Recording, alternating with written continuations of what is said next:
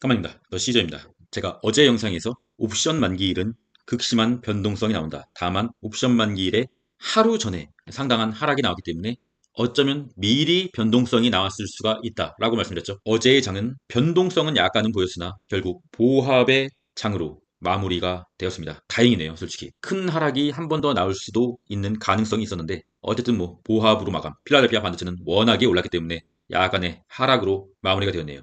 1.27%면은 상당한 하락이긴 한데 최근 들어서 너무도 많이 올랐기 때문에 1.27%가 그렇게 아프지는 않습니다. 전체 맵을 보면은 최근 올랐던 엔비디아, 브로드컴을 제외하고는 그냥 뭐 평이한 날, 큰 변동성이 없는 평이한 날이고 구글과 아마존, 마이크로소프트가 상당히 올라줘가지고 엔비디아, 브로드컴 하락을 중화시켜주면서 적절하게 한 주가 잘 마무리됐다고 평가할 수가 있겠습니다. 공포지수 41 여전히 피어.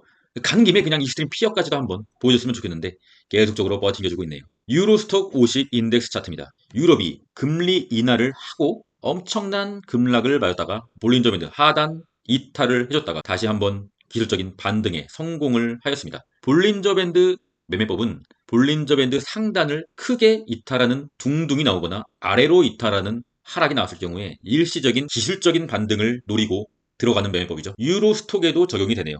하지만 여전히 21선은 하방으로 꺾인 좋지 않은 차트다. 유로스톡이 좀 반등을 해주고 다우지수도 반등을 해줘서 전체적인 시장에 키 맞추기 장세가 혹시나 나올 수도 있겠다. 다음 주는 그런 장세가 나왔으면 최상의 시나리오라고 볼 수가 있겠죠. 기대하고 있습니다. 공포지수의 타임라인이죠. 제가 한번 억지로 선을 한번 그어봤습니다. 상단선과 하단선을 이은 빨간색 수렴 방향이 대방향이 결정될 것 같네요. 그것은 상방이면 너무나도 좋겠으나 시간이 조금 흐르면 알 수 있겠죠. 이제는 물러설 수 없는 수렴의 상태. 나스닥 1베이스 쭉쭉쭉 차트 주봉입니다. 6월 3주차는 0.21% 상승.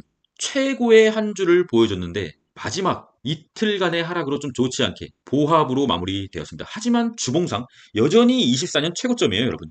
너무 쫄지 마십시오. 다만 우리가 조금 체크하고 가야 될 것은 주봉상 볼린저 밴드 둥둥, 뭐 일봉상의 볼린저 밴드 둥둥은 가끔씩 나오긴 하는데 이 주봉상의 볼린저 밴드 둥둥 보이시죠? 주봉상의 볼린저 밴드 맞지도 않은 상태. 조금은 다음 주 초반에 약간의 하락이 나올 수도 있는 뭐 충분한 상황인 거죠. 각오는 하고 계셔야죠. 그러나 장기 투자를 함에 있어서 너무나 일희일비하고서 온 포지션을 다 털어버리고 롱이었다가 숏으로 바꿨다가 숏이었다가 다시 롱으로 바꿨다가 뭐 이러는 행동을 하는 것은 장기 투자자가 아니에요. 물론 스윙 투자자나 단타 투자자는 뭐 바꿔야겠죠. 바꿔야 계속적으로 지속적으로 수익이 나니까요. 하지만 아무리 볼린저 밴드 둥둥이라고 하더라도 저는 상당히 많은 물량을 홀딩하고 있습니다. 롱의 보조지표. 다우지수 뭐 찔끔 올랐는데 볼린저 밴드에 맞아버렸죠. 차트는 그렇게 나쁘다고 볼 수는 없습니다. S&P, 스토캐스틱, K값이 D값을 터치하는 흐름. 조금의 하락이 나올 수가 있는 보조지표의 상황입니다. 그나마 억지로 긍정적이라고 볼 수 있는 것은 이 스토캐스틱과 RSI의 과매수가 어느 정도는 해소되는 흐름이다. 여전히 높긴 하지만요. 조금만 더 해소된다고 하면 다시 한번 힘을 비축하고 최고점을 24년에 뚫으러 간다고 저는 그렇게 생각하고 있습니다. 저는 긍정론자이자 장기 투자자이기 때문입니다. 나스닥 1베이스 QQQ 차트로 희망회로 한번 돌려볼게요. 20년 이후 코로나 대상 증장은 141% 올랐죠. 현재 주봉 76개, 531일 동안 83% 상승. 계속적으로 상승한다고 했잖아요. 앞으로 최소 58% 남았습니다, 여러분. 이제 3분의 2 지점이 온 것일 뿐 3분의 1을 더 먹으러 우리는 달려갈 것입니다. 키움전사의 주간 동향. 금요일에는 속스리 또 이제서야 이제 속스를 막 사네요. 아, 나 이해가 안 돼요. 물론 지금 속스를 사도 24년 말에는 더 웃을 거라고 생각하고는 있으나 분명히 더 좋은 자리를 줄 수가 있습니다. 키움전사는 속스 S만 그렇게 사더니 이제는 속스를 사고 있네요. 그렇습니다, 여러분. 주간 순매수 엔비디아 1위, 속스 3위. 저번 주에는 속스 S가 주간 순매수의 상단에 박혀 있어서 속스리 계속적으로 상승하더니만 이제 속스리 올라오네요. 월간 순매수는 다행인 것은 월간 순매수에 아직 속스 S가 있다는 것. 다음 주는 쉽지 않은 장이 될 것 같아요. 다음 주 어닝 발표. 우리의 마지막 히어로 목요일 장후에 마이크론의 실적 발표가 있습니다. 반도체의 어쩌면은 마지막 재료 마이크론. 개인적으로 실적이 좋을 거라고는 예상하고 있으나 시장 상황 자체가 혼돈의 상황이기 때문에 과연 마이크로 실적을 시장에 반영해줄지 아니면 일시적인 반영에 끝날지 지켜봐야 될 것 같습니다. 목요일에는 나이키 실적 발표 있죠. 나이키는 누가 뭐래도 의류 브랜드의 대장이죠. 그러나 최근 약간의 경기 침체로 들어가는 것이 아니냐. 경기 침체로 들어가게 된다고 하면 가장 먼저 소비를 줄일 수 있는 게 의류죠. 경기가 침체되는데 새로운 옷을 사지 않고 뭐 작년에 샀던 것도 한 번 더 입자. 뭐 이런 마인드로 갈 수가 있기 때문에 개인적으로 나이키 실적에 따라서 경기가 진짜 침체 국면인 것인가 아니면은 여전히 강한 것인가 판단해 볼 수가 있겠습니다. 나이키 종목은 어쨌든 간에 대장이기 때문에 죽지 않는 나이키 장투 가능한 종목이라고 생각하고 있습니다. 나이키가 너무 급락을 하게 된다고 하면 장투 물량으로 조금씩 조금씩 분할 매수 가능하다고 생각하고 있습니다. 다음 주 어닝 발표 6월 25일에는 미국의 동맹국인 캐나다의 CPI 발표가 있죠. 그렇다고 하면 미국의 PC 어느 정도 약간 예측해 볼 수가 있는 선행 지표로 삼을 수가 있다. 2월 26일 수요일에는 장후의 마이크론 실적 발표가 있고요. 27일에는 뭐 매주 하는 고용 지표가 있고요. 그리고 대망의 6월 28일 금요일에 미국 개인 소비자 물가지수 PC 발표가 있습니다. 다음 주에 주봉을 결정하는 주봉이 음봉이냐 양봉이냐를 결정해 줄 수 있는 PC 물가지수 상반기의 마지막 재료죠. 이제 하반기로 들어서게 되는데 하반기의 초반에 조정장이 오느냐 아니면은 조금 횡보나 상승장을 이어갈 것이냐라는 것은 다음 주 금요일에 PC가 결정을 지을 것입니다. CPI와 PC의 차이점 한번 보고 가셔야겠죠. CPI는 소비자 물가지수죠. 사람들이 구입하는 모든 것들의 흐름을 나타내는 지표, 시장에서 거래되는 물품, 서비스 등의 가격 변동을 지수화. PC는 개인 소비 지출 물가지수입니다. 개인들이 무엇인가를 사기 위해서 어느 정도 돈을 썼는지 나타내는 지표. 미국 경제 분석국에서 PC 지수를 측정하여 개인들의 지출부터 저축률까지 계산하여 종합적으로 계산한 지표. 어떻게 보면은 CPI보다 PC가 좀 더 밀착된 지표라고 생각하시면 됩니다.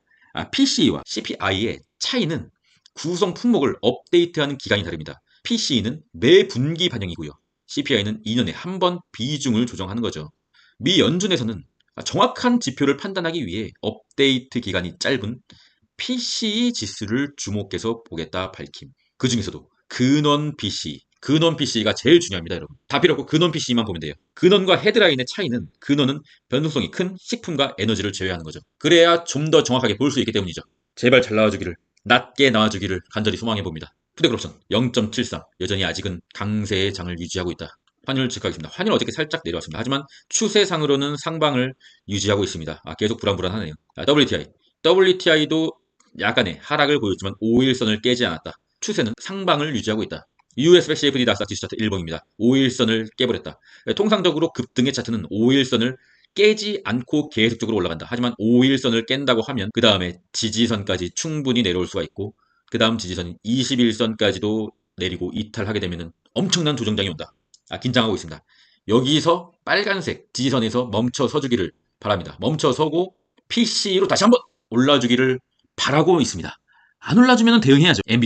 엔비디아 21선 가까이 와줬죠. 21선에서 하루는 지지받을 거라 생각하고 있습니다. TQQQ. TQ는 21선과의 이격도가 너무나 크게 벌어져 있네요. 계속적으로 긴장해야 될 것 같고요. 속슬도 두 번째 파란색 선에서 지지를 받아줘야 된다고 했죠. 다행히도 지지를 조금 받아주는 흐름이긴 하나 5일선 무너지면서 21선에 재차 리테스트하러 내려갈 수가 있다. 그러면 그때의 상황을 보고 이때 매도했던 물량 있잖아요. 볼린저 밴드 둥둥해서 다시 주잡는 거예요. 뭔 말인지 아시겠죠? 불주는 황제 3일 천하를 보여주고 다시 한번 평민으로 내려오는 모습. 황제, 평민, 귀족, 노예, 반역자, 간첩 다 나왔는데 결국에 계속적으로 변화할 겁니다. 불주를 저는 매도하지 않았어요. 테슬라는 다행히 어제 상황이 좀 좋지 않은 상황에서 약간의 눈꽃만큼 상승해주는 모습이죠. 안 내린 게 어딥니까? 최근 들어서 테슬라가 마치 나스닥의 인버스와 같은 형태를 보여주고 있네요. 나스닥이 약세를 보이면은 테슬라가 오르는. 난 인버스에 투자를 한 게 아닌데 나는 롱에 투자를 했는데 테슬라가 갑자기 올라주는 모습. 뭐라도 좋으니까 그냥 올랐으면 좋겠습니다. 숏의 보조지표. 스토캐스틱 K값이 D값을 아래에서 위로 터치하는 것은 반등의 신호다. 하지만 내려오고 있는 이평선에서 저항을 받을 자리가 올 것이다. 상당히 다음 주에 SQQQ와 속스 S가 반등을 시도할 것 같습니다. 하지만 이미 적절한 타이밍은 그저께였죠. 저는 속스 S와 SQQ를 아직까지는 그렇게 사고 싶은 마음은 없고요. 만약에 추세 반등이 이어지면 나스닥에 엄청난 조정이 온다고 하는 거니까 단타로 들어갈 수는 있지만 지금 어쩌면 맞고 다시 떨어지는 흐름을 보일 수가 있습니다. 기술적 반등, 데드캣 바운스가 나오고 있는 것은 맞습니다. 키움전사의 ETF 일간 수매수, 속슬, 코닐, 우리의 히어로였던 속슬과 코닐이 TQQQ마저도 상당히 매수를 하고 있는 모습. 분할 매수로 접근하는 것은 괜찮은 상황이나 여전히 개미가 갑자기 급격히 모일 때는 월가의 세력들은 돈을 주지 않는다. 하지만 분할 매수, 저점 매수 내릴 때마다 매수해서 고통을 견디고 버팅기다 보면은 나중에 승리하는 것은 우리 일이다. 키움전사는 기다리지 않는다. 하지만 더 시저의 가족은 분할 매수로 매수를 하고 기다린다. 우리는 실적을 낼 필요가 있는 기관, 투자자나 펀드 매니저가 아니잖아요. 우리는 종국에 가서 결국에 돈을 벌기만 하면 이깁니다. 시간은 우리 편입니다, 여러분. 버티지 못하는 자는 돈을 벌 수가 없다. 코인의 공포지수 53. 오랜만에 뉴트럴로 쳐내리는 모습. 코인베이스 2배. 말씀드렸잖아요. 파란색 저항선을 깨야지. 그래야 반등이 올 수가 있다. 파란색 저항선 못 깨면은 계속적으로 내리는 거예요, 그냥. 다음 주에 한번 깨야 되는데 볼린저 밴드 하단을 맞고 약간의 기술적 반등으로 올랐긴 했는데 뭐 올랐다고 볼 수는 없고 덜 내렸다고 볼 수가 있겠죠. 파란색 저항선을 깨지 못한다고 하면 최후 지지선으로 그어드린 보라색까지 올 수가 있다. 추매로 대응하겠습니다. 마라 상승 채널 이탈해버렸죠. 마라가 만약에 일목균형표마저도 이탈을 해준다라고 한다고 하면 매도해야 됩니다. 마라를 장기 투자자로 들어간 게 아니잖아요, 우리가. 그렇다고 하면 의미 있는 지지선을 이탈한다고 하면 아쉽지만 매도해야 합니다. 아직은 이탈하진 않았기 때문에 일단 들고는 있습니다. 비트코인 도미넌스 별다른 기척은 없고요. 비트코인은 일봉입니다. 계속적으로 내리고 있죠. 그래서 우리 코닐도 내리나 봅니다.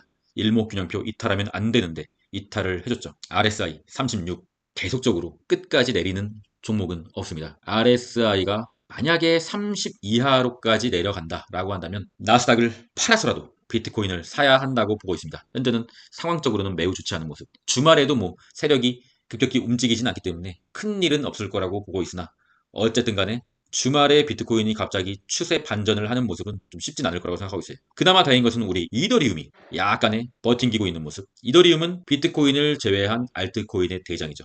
이더리움이 살아있는 한 여전히 알트코인의 불장의 가능성은 남아있다고 보시면 되겠습니다. 이더리움도 추매 대응하겠습니다. 더 시저스 멤버십 구독자 무료방에 331명 이러다가 뭐 한 400명까지 넘겠네요.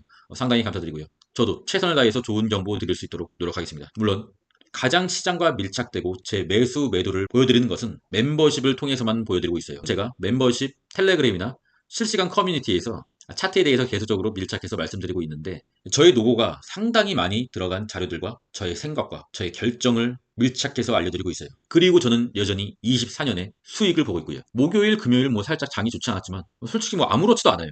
기분은 물론 안 좋죠. 내렸으니까 기분이 좋진 않죠. 하지만 올랐다가 내린 것이기 때문에 수익금이 조금 줄어들었을 뿐이지 여전히 큰 수익권으로 24년을 버팅기고 있습니다. 관심 있으신 분들은 고정 댓글 참고해 주시길 바라겠고요. 호들러 홀딩 우리가 생각하는 장투는 쉽지만 이틀 동안의 조정을 맞으면서 장투가 쉽지 않다는 것을 느끼고 있죠. 아직은 24년이 절반밖에 지나지 않았잖아요. 더 힘들어질 수도 있어요. 하지만 좀 포기하지 않습니다. 60년간 S&P 토탈 리턴 롱은 길고 숏은 짧다. 롱은 쭉 길고 숏은 짧다. 저번 주에도 롱은 3일이었고 숏은 하루였다. 롱은 길다. 누가 뭐라고 하든 나는 아직 당도하지 않은 내일을 걱정하기보다 오늘을 즐길 것이고 빨리 가려고 하지 않을 것이다. 천천히 세상을 음미하면서 걸어갈 것이다. 그 중에 잠시 멈추어 있는 시간도 있을 것이다. 하지만 그래도 괜찮다. 어쨌든 나는 앞으로 나아갈 테니까 조금 쉬었다 가도 괜찮다. 여러분 급하게 주식을 하시면은 돈을 벌 확률보다 돈을 잃을 확률이 더 큽니다. 천천히 갑시다. 그럼 전 끝까지 했습니다. 이상입니다.